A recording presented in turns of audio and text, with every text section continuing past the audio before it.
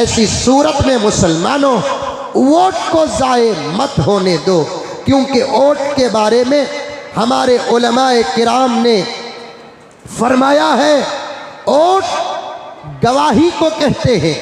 Vote किसे कहते हैं? गवाही को कहते हैं। और गवाही सच्चे लोगों के हक में सही देना वाजिब है। गवाही देने का मौका मिले और आप गवाही ना दिए, अल्लाह को बड़ा गुस्सा आता है।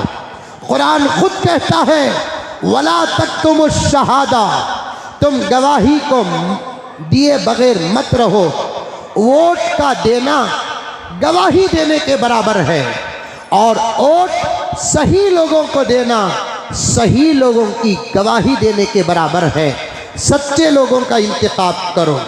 और दूसरी किस्म उलमाए किराम ने फरमाया, वोट एक सिफारिश है। भाई ये आदमी अच्छा है, कौम के हक में बेहतर है, मुल्क के हक में बेहतर है, इतनी सिफारिश करने को वोट कहते हैं। लेकिन सिफारिश भी एक हद की करो, सिफारिश करने का भी अजर मिलेगा। कुरान पाक में आता है, मैं यशफा शफाअतन हसना, जो आदमी सच्ची सिफारिश करता है, यकुल लहू नसीबुम मिन्हा, उनके लिए उनकी सिफारिश का अजर भी अल्लाह के पास मिलता है। सिफारिश भी एक हद तक करो। इनू कौम के हक में बेहतर ही भी, मुल्क के हक में बेहतर ही भी, इतनी सिफारिश करना। सिफारिश कर रही सो चढ़ा रही सो ऐसा चढ़ा रही, हमारे बुज़ुर्गों की रूहें खबर में तड़प रही। मुझे इनके अंदर अबू बकर की सदाकत नज़र आई, मुझे इनके अंदर उमर की अदालत नज़र आई, मुझे इनके अंदर उस्मान की सखावत नज़र आई, मुझे इनके अंदर अली की जुर्रत नज़र आई। चढ़ाने की भी एक हद होती बाबा, कम चढ़ा तेरे हीरो को, तेरे लीडर को, गिरिया भी रत्ती मार लगना। इतना चढ़ाने को गिरिया तो सिवाय जनाजा उठाने के और कोई रास्ता न रहे। चढ़ाने की भी एक हद होती, रत्ती चढ़ाना बस उतना। हमारे हजरत ऐसे, हमारे लीडर ऐसे, हमारे बड़े ऐसे, इतना चढ़ा रही, इतना चढ़ा रही, इतना चढ़ा रही, हजरत अबू बकर की रूह को भी शर्म आ रही है, हजरत उमर की रूह को भी शर्म आ रही है, नौज़ुबिल्लाहि मिन ज़ालिक, उस्मान गनी की रूह को। और शायद मैं तो बड़े बड़े सहाबा का नाम लिया हूँ, उन तक पहुँचना एक मसाफत है हमारे लिए।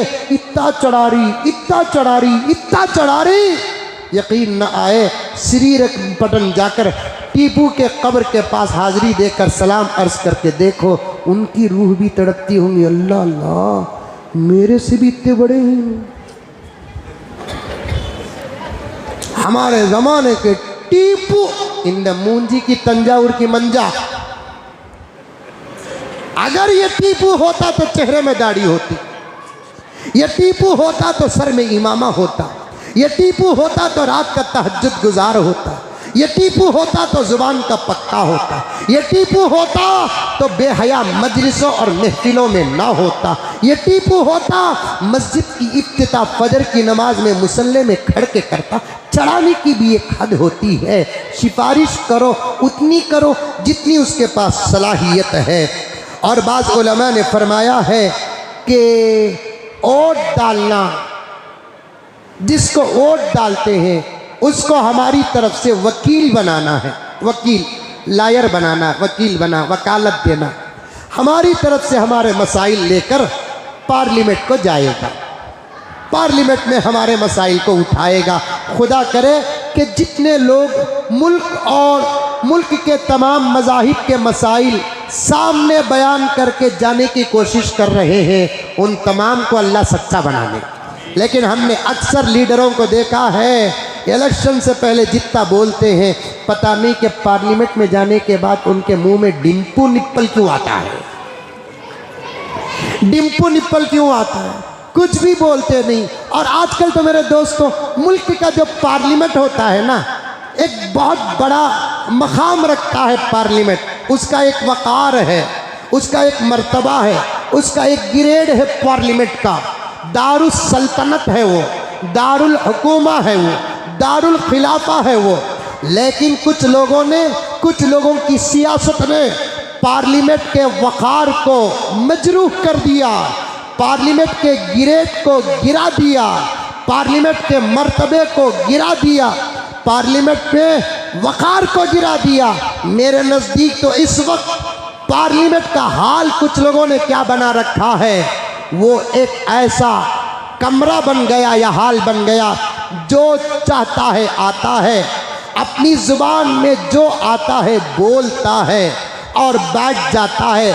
कुछ लोग बात को पसंद करते हैं तो टेबल थपक देते हैं। लीडर हो कि अपोजिशन लीडर्स हो, सब अपने अपने ज़ुबान की बोली बोलने की ये हाल बना रखा है। लेकिन होता वही जो उसका जिम्मेदार होता है, वही उसकी चलती है। वरना पार्लियामेंट कौम के मसाइल को उठाकर बहस करने की जगह होती है और सही मुद्दा जो होता है उसे पास करके मुल्क और मुल्क के कौमों को फ़ायदा पहुंचाने की जगह होती है। लेकिन क्या हो रहा है आजकल पार्लियामेंटों में? अरे अल्लाह हिफाजत फरमाए, पार्लियामेंटों में तो आजकल कुश्तियों की तरह लड़ाई होती है। टेबलों को फेंका जाता है, माइकों को तोड़ा जाता है, गाली गलौज होता है, फुला और फुला होता है। असल मसलों पर बात नहीं होती और बैठकर एक अच्छा आदमी सही बात करता है, उसकी बात को मुखालिफ कबूल करने वाला नहीं होता। मुझे तो आजकल के पार्लियामेंटों की बहसों पर वो बागों का मंजर याद आता है। किसी बाग में मुख्तलिफ किस्म के परिंदे आते हैं और अपनी चहचहाहट पेश कर देते हैं और उसके बाद चले जाते हैं। ला हौल वला कुव्वत इल्ला बिल्लाह। ये जो कैंडिडेट जो होता है ना, वो क्या होता है? वो हमारी तरफ से वकील होता है। वो कहता है कि तुम्हारे मसाइल जाकर मैं कारपोरेशन में रखूँगा, तुम्हारे मसाइल जाकर मैं असम्बली में रखूँगा, तुम्हारे मसाइल जाकर मैं पार्लियामेंट में रखूँगा। और पार्लियामेंट का, असम्बली का, कारपोरेशन का जो जिम्मेदार होता है, तुम्हारे मसाइल को रखकर मनवा कर तुम्हारे लिए ऑफर्स लेकर आऊँगा। लेकिन हमने देखा है वादे करके जाने वाले जीतने के बाद ऐसा गुरूब हो जाते हैं, फिर इलेक्शन आता है तो फिर तुलू होते हैं। ये मुल्क और मुल्क की कौमों के साथ धोखा देने के बराबर है। और धोखा देने वाले दुनिया में तो बच जाएंगे, लेकिन आखिरत में अल्लाह की गिरफ्त से हरगिज़ नहीं बचेंगे। जब अल्लाह पकड़ने पर आता है, कोई ताकत अल्लाह के पकड़ से बचा नहीं सकती। इन्ना बत्शा रब्बिका लशदीद।